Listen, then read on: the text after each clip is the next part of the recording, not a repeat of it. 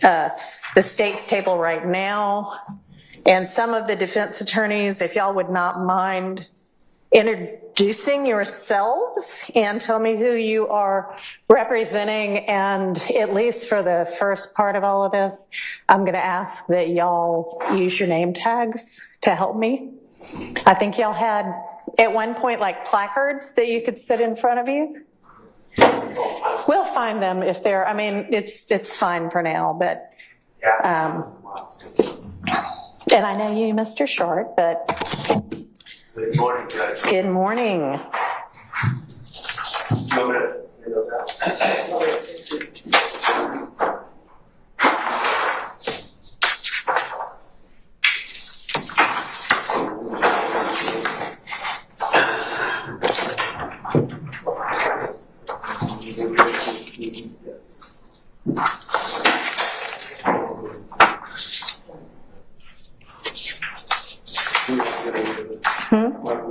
Yeah, I mean, we don't have to do it right now. I'm just saying, as we move, you know, for the first couple of weeks at least, if y'all don't mind doing that for me. So, introductions. Judge, Max Sharp, I represent Shannon Stillwell. My co-counsel is Mr. David Botts, who is also here, and because it's next to me, this is Shaquille Kokomo. He has been working on the audio visual on behalf of some of the clients, including Mr. Stillwell, so he's been a big part of this case as well. All right. Shaquille Kokomo. Are you an attorney or paralegal? He's going to be a law school student. Okay. Well, college graduate right now. Fabulous. Good luck to you. All right. Thank you. Good morning, Judge. Good morning. Carrington Matthews, Sr. here. I represent Marquavius Healy in this case. I also have representing Mr. Marquavius Healy is my son, Carrington Matthews, Jr., who is not here today, and also Attorney Teresa Mahfoud.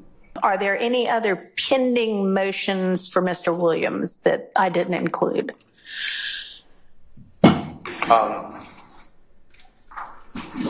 It's not a motion that filed. May I address that just for your edification? Sure. So I just want to bring to the court's attention to be, fair to the court.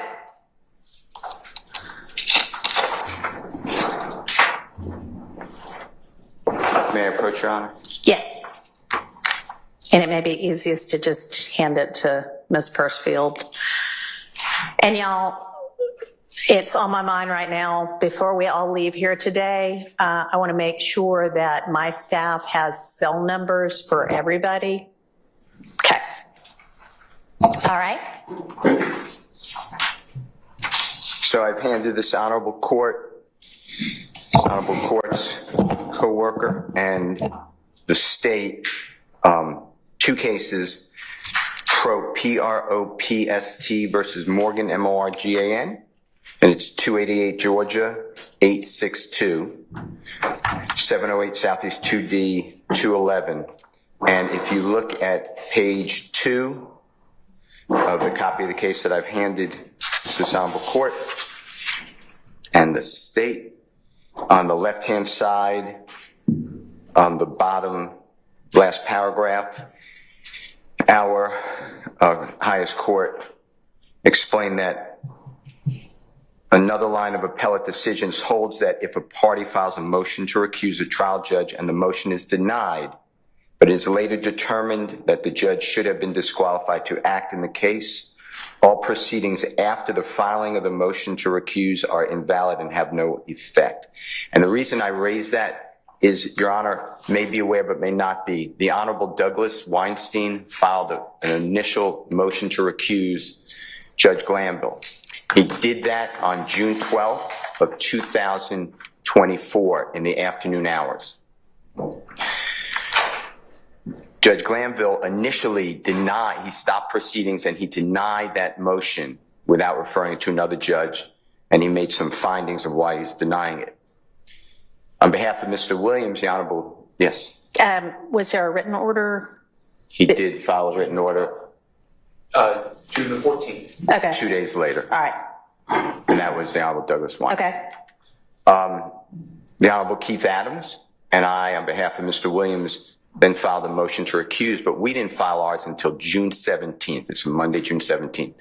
Okay. But the way I understand the case law is that once Attorney Weinstein filed that motion, which the Honorable Judge Krause eventually granted.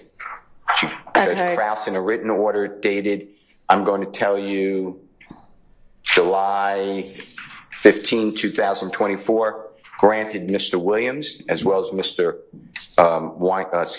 Kendrick. Mr. Weinstein represents Mr. Kendrick, both of the motions. So the way I understand the case law is everything that happened after the filing by Mr. Weinstein on June 12, 2024 is invalid. Okay. So if you would do me a favor and put that in writing and file it as a motion, and then I will add that to our pending list. Yes. And I don't want to, I appreciate you letting me know. I don't want to get into substantive argument about anything today because we don't have the parties themselves here. This is basically just a sort of status. So if you will file something to that effect, then I'll have that added to the list, but I appreciate that. I'll file it today. Can I add one other thing just for your knowledge? But sure. If it's something that's more than a status, then I will withdraw it. Yeah, and I mean, you can tell me, but I'm, not going to consider it. We're not going to argue it. But yes, absolutely. Go ahead. Understood. I just want you to know that there was a witness testifying. That's why I thought it's important, which will potentially, if you determine it, require the jury to have their notes, if you require it taken away, and then we're wiping out what they heard. I just want you to be aware of that. Okay, I'm not sure if I follow what you're saying now. So there was a witness testifying. His name is Mr. Copeland. Yeah. After Judge Glanville denied that motion, the jury heard from a witness on the afternoon of of June 12th, June 13th, June 14th, and then June 17th. So I just want you to be aware. All right, I understand what you're saying now. With regard to the most immediate scheduling, the kind of getting through, hearing argument on, getting rulings on the things we all just talked about that are pending, is everybody available and I guess I've already got y'all, unless Judge Glanville had excused you, I think I've got y'all, but is everybody available? And I'm not saying we're going to be here 8 to 5 every day the week of the 29th, but is the week of the 29th, everybody's available to the extent we need all of those days? The state is available. Okay. Anybody not? Okay, perfect. Because I'm thinking that at least most of that week, that's what we're going to be doing, which means I am not going to be going to the judges' summer conference, but that's okay. That's okay. Okay. All right.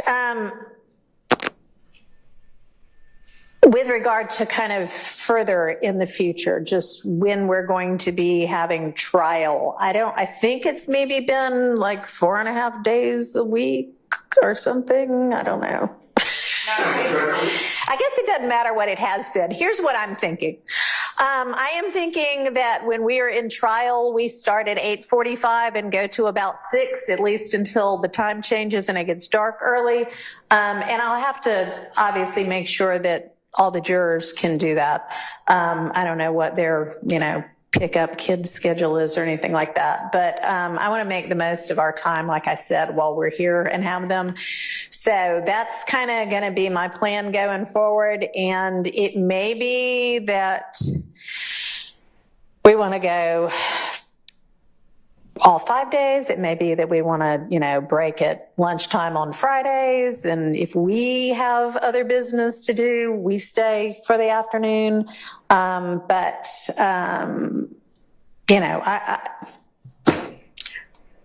we may not start August 5th with the jury. We may have so much left to do still that we give them another week. But once we do start back with the jury, I'm thinking 8:45 to 6. And when I say 8:45, I mean 8:45. I intend to take the bench at 8:45. I expect I know that the parties, the defendants will be here because the sheriff's office will have them here. I want all the attorneys to be here as well. And if you have 5 attorneys on your side, as long as one of them's here, we're going forward. Okay? So I don't want to be waiting around till 9:30 to get started.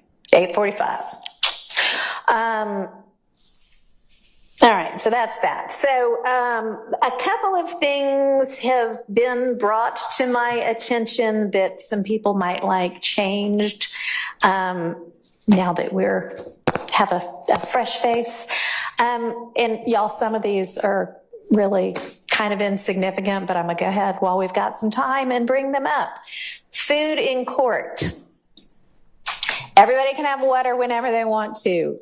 The attorneys can have, whatever drink they want to, as long as you're not klutzy like me and don't spill it all over everything. I guess if you do, that'll be your problem. If we are working through lunch and the jury's out and we're working and y'all are here and the clients are here, that's okay. But snacking while trial's going on, we're not going to be doing that, okay? So if we are working through lunch, if we are working late and it's dinner time, it will be okay to the attorneys or the defendants have food. Not while somebody's on the stand testifying, okay? We're not at a movie. We're not going to be eating popcorn. All right. Hopefully that'll be all I have to say about that. Apparently, one of the first things that I don't know how many different deputies told me was the clothing for the clients has gotten a little out of hand in terms of how much they all have now. I don't know, but y'all need to maybe get together and let's exchange most of that. And sure, they can have new outfits for court, but it sounds like they're like full wardrobes full of clothing for some of these defendants. And that's just a lot for the deputies to have to keep up with. So how about if y'all check in and maybe through Miss Rosser, y'all all know Miss Rosser, I think. She's not even here today. Yes, she is over there. Miss Rosser, my fabulous litigation manager. And let's make sure that it gets whittled down to a manageable amount of clothing, like there are only going to be 5 days in each week.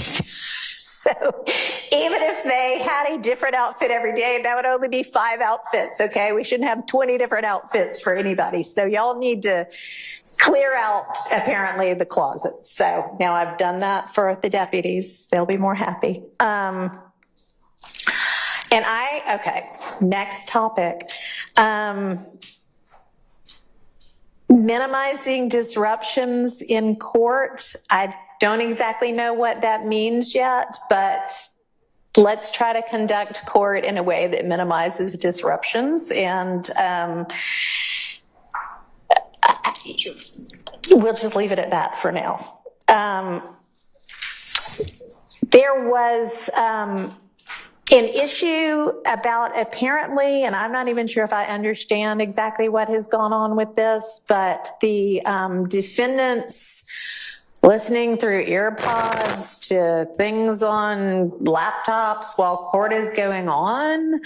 And I'm not sure I understand why that's happening, and that raises some security issues with our security staff, with the sheriff's office. So can somebody kind of explain to me what that's about and why that's necessary? And if nobody wants to, then we'll just do away with it.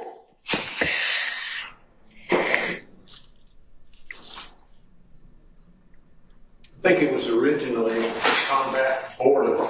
All right, well, we won't be bored from here on out. So then if that's the only reason for it, I want to be moving forward efficiently and expeditiously. So let's just plan to not have that happen anymore. And if there arises some new reason for it, then we can address it again anew, okay? Judge Glanville had entered an order which I may not have brought downstairs with me, but y'all, when I describe it, will probably be familiar with it, that essentially said, everybody, not really, but several parties have asked for mistrials, I think, because things are moving so slowly. And he entered into order that seemed to say, it appears that the state has 200 and something witnesses. We're on 50 something now. Everybody's causing disruptions, or not causing, but there have been a lot of disruptions because a witness is on the stand and all of a sudden one party or the other comes up with some video that nobody's ever seen before. And that's the reason for all of this disruption. But at the same time, you know, maybe some of this can be whittled down. And that is a wild paraphrase of that order, but I think y'all know what I'm talking about. What I want to know is, where are we really? I mean, I know, you know, witness lists look one way before the trial, and who you end up calling oftentimes ends up being something different. I know this is a multi-count indictment. I know that there are a lot of defendants involved in several different incidents. And I don't expect this right now, but I would like from everybody, to the extent the defense knows whether they're going to present a case or not, a realistic list of witnesses, maybe like what counts they go to and what you expect those witnesses to say generally, broadly. Because this case has been going on for a really long time. And there is a rule that lets me exclude cumulative evidence. And I might end up using that. So how about y'all give me a heads up on all of that, okay? And if that is something that y'all could have to me by next Friday for everybody, that would be great. Well, we back, man. Finally, right? We've been off the YSL case, and it hasn't been going on for about, 2 weeks now. Judge Glanville has got recused off the case. The other judge, I didn't even have time to make a video because I got a life to live, and that's crazy, usually, you know. But the black judge that they put in his place, and within 24 hours, she left the case because she had relations with one of the deputies and conflict of interest with her, which I think, honestly, she just ain't want to be part of this shit for whatever reason. One of them might be related to her, you know what I'm saying? Or one of them, you never know. But this judge right here, woo, this judge ain't playing no games. Y'all heard that, seen this, then I'm gonna tell you this. Even though she ain't playing no games, she's fair. And what I mean when I say she's fair is, all right, so first of all, I got trauma for dealing with a white judge, a female judge. White female judge put me in prison. You know what I'm saying? They you know, people say, oh, the women, and that's what I was saying. The women, you can say they soft, but women already have a complex. Not all of them, but they know that they have to. I don't want to say they know, but they make sure, most of them, that they work hard, because men in the workplace, you know what I'm saying? The women work hard as hell. They have numerous things against them. You know what I'm saying? Look at this swamp. They have numerous things against them. So they work harder. They more serious. It's just, now they might be light on some shit because it's a woman. You know what I'm saying? Men are a little bit more stern, but that don't mean that she a pushover. That lady said, when it's 8:45, we got to be in court, we gonna be in court. You know what I'm saying? You hear me? No more listening to YouTube. I guess, you know, I hope Thug wrote an album. Because I did think it was funny that that Thug and them was allowed to listen to music in the damn courtroom. I was like, but hey. And now people gonna realize, you can talk all that shit you want about Judge Glanville, but goddamn it, Judge Glanville you got pluses and deltas with everything. Judge Glanville was letting a lot of shit go, but he was, being fake, like biased on certain shit. But I mean, look, she ain't playing, bro. This lady is not playing. There's no games with her. I told y'all, man. I don't ever want to see a white female. I don't want to never see a judge again, but definitely not a white female judge. I'm pretty sure she's super smart. Like on paper, degrees. She probably got degrees for shit that she don't even use. You see what I'm saying? Because like I said, women know they gotta not outdo men, but it's a, you know, a lot of men talk down on women in the workplace, not even just judge. Anyway, so they gotta really prove themselves, you know what I'm saying? So she's not gonna play no fucking games with these people. She don't listen to no damn rap. The judge knew who Young Thug was. She probably don't even fucking know. This is her first time even probably hearing about a damn Young Thug. You know what I'm saying? Yeah, it's about to get real. No more RIP to the comfort breaks. That lady said from 8:45 to 6 p.m. sharp. She even said, if y'all want to bring y'all food in here, because we ain't gonna be taking, basically we're saying we ain't gonna be taking too many breaks. Just don't bring no, if the witness on the stand, just don't be eating, but y'all could bring meals and not like, she like, nigga, we gonna work through, we're gonna eat through the work, like type shit. We're gonna like, she not playing, bro. And she seems excited to get on this. Hey, whoa. You get what you asked for though, right? They said they wanted Glanville off the case. But like, then again, maybe this could also be good for Thug. I don't know.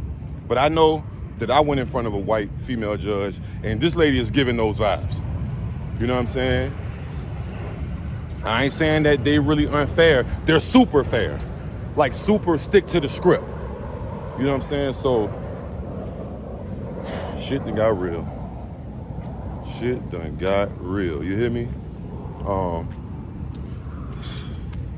Thug, man, pray.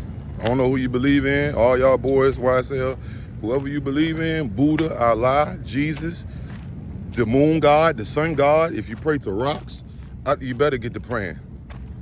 Because all that play, that shit is over. And she was on Miss Love ass too about having all them witnesses and shit. You know what I'm saying? Like, that's what I'm saying. She's on, she ain't playing. Ain't no more listening to no damn YouTube. You ain't getting no beats from Weezy on the beat or whatever the fuck them niggas was in there doing. You ain't looking at the new Drake video. None of that shit. You know what I'm saying? You hear when she spoke about people listening to music, what them niggas say? Niggas ain't say a goddamn thing. The only nigga that said something was the lawyer. He's like, but sometimes they do have to listen to evidence. So that's one thing that they was getting away with that they're not gonna get away with no more. No cap. Man. You get what you asked for. Y'all want to judge Glanville off? You got it. Goddamn it. But we gotta give her a name. We gotta give her a nickname, y'all. You know, Glanville was Uncle Phil. He had a few nicknames, but Uncle Phil, we just call him Mr. Comfort Break. We're gonna have to wait and see, I guess. We gotta see her preside first. But shit done got real in the field, man. Y'all let me know what y'all think. Day 101, YSL Rico. I'm out in beautiful South Carolina in the boonies. Y'all enjoy the rest of y'all day. I'm going. Yeah.